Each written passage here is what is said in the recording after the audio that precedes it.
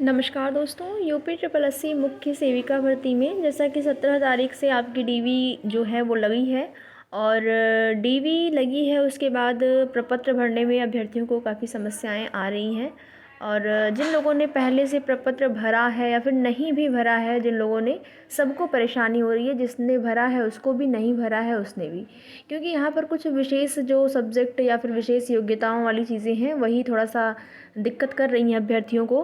तो प्रपत्र भरने में जो दिक्कत आ रही है उसको लेकर स्नातक स्तर वाले कॉलम में आ रही है, क्योंकि हाई स्कूल आपका 10th और 12th वो उसमें तो कोई प्रॉब्लम नहीं है। आपका विषय और कितने आपके प्राप्तांक हैं, कितने पूर्णांक हैं, वो आप भर देंगे, उसमें कोई प्रॉब्लम नहीं आ रही है। लेकिन स्नातक वाले में समस्या आ रही है, क्योंकि कुछ लोगों का अलग अलग यूनिवर्सिटी से सभी लोग अपना स्नातक किए हुए हैं।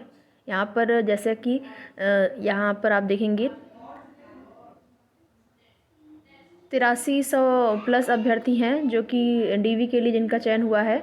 तो उन अभ्यर्थियों ने अपना जो स्नातक किया हुआ है, सब लोगों की अलग अलग यूनिवर्सिटीज़ हैं।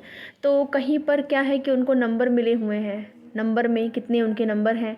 कहीं कहीं ग्रेड वाला सिस्टम है, ग्रेड मिला हुआ है। कुछ जगह क्या है कि परीक्षा वार्षिक ही होती थी, कुछ जगह क्या है कि सेमेस्टर वाइज हो रहा है, तो सेमेस्टर सेमेस्टर अलग अलग नंबर हैं। तो इन सारी चीज़ों को लेकर अभ्यर्थियों को ये प्रपत्र भरने में समस्या आ रही है। तो मुख्य सेविका भर्ती में जिन भी अभ्यर्थियों का चयन डीवी के लिए हुआ है, उनसे यही कहना है कि अगर आपने भर लिया है या फिर आप भर पा रहे हैं, बिल्कुल संतुष्टि के साथ तभी भरिएगा। अगर आपको एक भी % डाउट लग रहा है कि इसमें गलती हो सकती है, तो आप प्रपत्र को ना भरें। जैसे कि आप, अगर गलती हो जाएगी तो बाद में आपको प्रॉब्लम होगी। इससे अच्छा है कि आप जाएंगे जब डीवी के लिए, तो वहाँ पर आप क्या कर लीजिएगा, अगर मान लीजिए आपका ग्रेड में है तो ग्रेड आपका कितना है, अलग अलग जो आपके सेमेस्टर वाइज एग्ज़ाम हुए हैं तो सेमेस्टर में, या फिर अगर ऐसे ईयरली एग्ज़ाम हुआ है तो उसमें कितने आपके ग्रेड हैं, ग्रेड वगैरह को, सब चीज़ों को एक जगह आप नोट कर लीजिएगा, जिससे कि आपको बार बार देखना न पड़े, कि पूरे डॉक्यूमेंट को खोल के बार बार देखना पड़े। उसको एक पेज में अपना नोट कर लेंगे, कितना ग्रेड है, किस किस जो है आपका स्नातक first year, second year, third year में जो ग्रेड है उसको आप लिख लीजिएगा। और अगर आपके, वैसे तो अगर आपके नंबर हैं, नंबर में अगर है, ग्रेड नहीं है, नंबर में है, तो आप उसको वहाँ पर प्रपत्र में भर सकते हैं। टोटल आपके जितने नंबर हैं, टोटल आपने, जैसे कि कितने नंबर का आपका पेपर था और कितने नंबर आपने वहाँ पर गेन किए हुए हैं, तो पूरा पूर्णांक आप लिख लेंगे। पूर्णांक कितने नंबर का है तो पूर्णांक आप लिख लेंगे, फिर प्राप्तांक लिख के आप जो है अपना प्रपत्र भर सकते हैं। लेकिन जो ग्रेड वाला है, अगर आपको उसमें कन्फ्यूज़न है तो वो उसको मत भरिए, आप छोड़ दीजिए। प्रपत्र को लेके जाएंगे डीवी के टाइम, उसी दिन आप जाइएगा, तो वहाँ पे सभी लोग रहेंगे सभी लोग डीवी के लिए, जैसे एक शिफ्ट में 100 लोगों को बुलाया गया है, 100 लोगों को, एक शिफ्ट में 100 लोग, फिर एक शिफ्ट में 100 लोग, तो 100 लोग होंगे तो सभी लोग तो भरेंगे साथ में। और वहाँ पर आप पूछ लेंगे तो आपको बता भी दिया जाएगा किस तरीके से भरना है, ठीक है। तो इसमें आप लोग रिस्क मत लीजिए, हाँ। और जो चीज़ें हैं उसको आप लोग अपना व्यवस्थित कर लीजिए। और देखिए, कुछ ऐसे भी अभ्यर्थियों को प्रॉब्लम है, बहुत ज़्यादा अभ्यर्थी नहीं होंगे, लेकिन कुछ अभ्यर्थी ऐसे हो सकता है 4-6 की संख्या में ही हो, जिन्होंने जैसे कि स्नातक किया हुआ है 2012 में, तो उन्होंने स्नातक फर्स्ट ईयर 2012 में किया, तो फिर 2013 में वो सेकेंड ईयर नहीं कर पाए, किसी भी कारणवश उनका गैप हो गया, उसके बाद उन्होंने 1 साल बाद किया। तो उसके लिए देखिए, जो गैप आपका हुआ है उसका भी आपको प्रमाण पत्र देना होगा, ठीक है।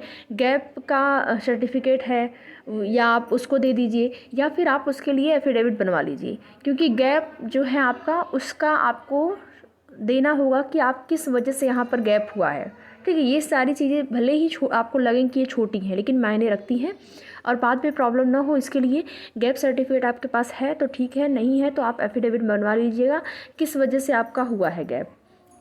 और नाम वगैरह में अगर गलती है तो उसके लिए एफिडेविट आपको बनवाना पड़ेगा। इसके साथ ही साथ, जैसा कि आपको बताया गया है, आय नहीं, जाति, निवास, ये आपके कब की होनी चाहिए। और आय के ईडब्ल्यूएस के लिए आपको बताया गया है कि 1 अप्रैल के बाद का होना चाहिए, 1 अप्रैल 2022। और आवेदन की लास्ट तिथि, उस तक ही आपका होना चाहिए। बाद का है तो वो मान्य नहीं होगा। तो क्या मान्य नहीं होगा तो आप भर्ती से बाहर हो जाएंगे? बिल्कुल नहीं। आप अनरिजर्व कैटेगरी में आपकी जो मेरिट है वो बनेगी, ठीक है, यही होगा, इससे ज़्यादा कुछ नहीं होगा। और उसी तरीके से जाति प्रमाण पत्र में भी है।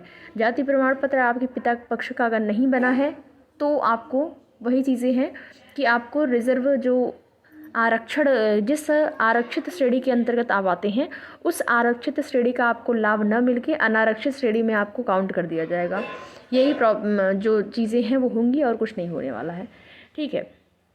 और डीवी कराने आप जा रहे हैं तो बस यही है कि सारे आपके डॉक्यूमेंट्स आपके पास होने चाहिए, आप उसको लेके जाइएगा। जैसा कि आपको पहले ही बताया गया है, जैसे मोबाइल नंबर चेंज हुआ है या फिर आपका एड्रेस चेंज हुआ है तो उसको लेकर आप जाएंगे जब, तो एक एप्लीकेशन आप वहाँ पर दे दीजिएगा कि मोबाइल नंबर आपका चेंज हो गया है और कौन सा मोबाइल नंबर पहले था।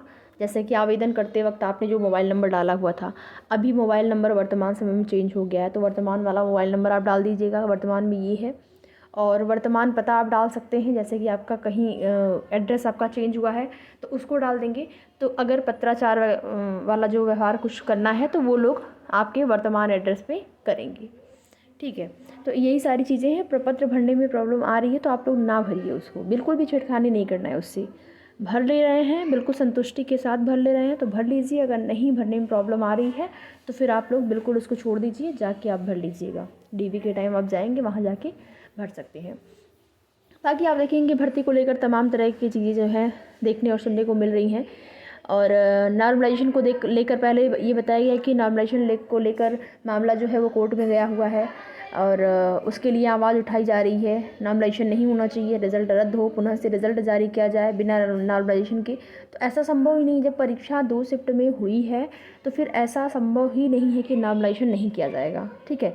अब वो हो गया, उसमें कोई नहीं, कुछ नहीं होने वाला है। लेकिन हाँ, जानकारी ये है कि 126 सीटों को लेकर मैटर जो है वो गया हुआ है। 126 सीटों को लेकर अभ्यर्थियों ने मांग की है कि जो, जैसा कि आप देखेंगे जब रिज़ल्ट जारी हुआ था उसी टाइम ये जानकारी आपको मिली थी, रिज़ल्ट जारी होने से पहले, कि 300-400 का जो रिज़ल्ट है वो रोक लिया गया 126 सीटें होल्ड होने के साथ ही 400 से 500 लोगों का जो रिज़ल्ट है वो भी रोक लिया गया। तो उसके लिए मामला कोर्ट में गया हुआ है। अभ्यर्थियों की मांग है कि जो 126 सीट होल्ड के साथ जो 400 से 500 सीट जो रिज़ल्ट रोका गया उन रिज़ल्ट को जारी कर दिया जाए। तो ये अभ्यर्थियों का कहना है कि जो अभ्यर्थी कुछ नंबर से या फिर जिनको लगता है कि नॉर्मलाइजेशन में उनका बहुत ज़्यादा नुकसान हो गया है 4 से 6 नंबर का, तो हो सकता है उसमें उनका परिणाम आ जाए। तो अलग अलग चीज़ों को लेकर अभ्यर्थी अपनी मांग को लेकर वो माननीय न्यायालय में जा रहे हैं। बाकी आपका डीवी तो होना तय है, डीवी जो आपका निर्धारित समय पर होने वाला है उसी टाइम पर होगा, उसमें कोई बदलाव अब नहीं होने वाला है। कोर्ट में जो भी मैटर जाएंगे वो चलते रहेंगे, उसको लेकर बहुत ज़्यादा परेशान नहीं होना है। बाकी आगे की जो भी सूचना होगी आपकी भर्ती से संबंधित आप सभी को उसकी जानकारी दी जाएगी। सुबह में मैंने एक वीडियो अपलोड किया था, योग्यता संबंधित चीज़ें उसमें थी। अगर आपको वीडियो समझ में आ गया हो तो आप लोग उसको थोड़ा शेयर कर दीजिएगा, जिससे कि अन्य अभ्यर्थियों को जो है, देखिए वो केवल हम जानकारी के लिए अपलोड किए थे कि क्या कुछ भर्ती में चीज़ें हैं योग्यता संबंधित। किसी को गुमराह नहीं करना है, जो है वो है। ऐसा नहीं है कि हाँ सभी लोग शामिल होंगे, सभी लोग शामिल होंगे, सबका रिजल्ट आएगा, लेकिन बाद में क्या है कि योग्यता के आधार पर लोगों को छाट दिया जाए। तो उस वीडियो का उद्देश्य केवल इतना ही था। अगर आपको वीडियो पसंद आई हो तो वीडियो को आप शेयर कर सकते हैं। बाकी आगे की जो भी जानकारी होगी उसके लिए बने रहें हमारे साथ। वीडियो में लास्ट तक बने रहने के लिए आप सभी का बहुत बहुत धन्यवाद। पसंद आए वीडियो तो लाइक शेयर भी ज़रूर करें।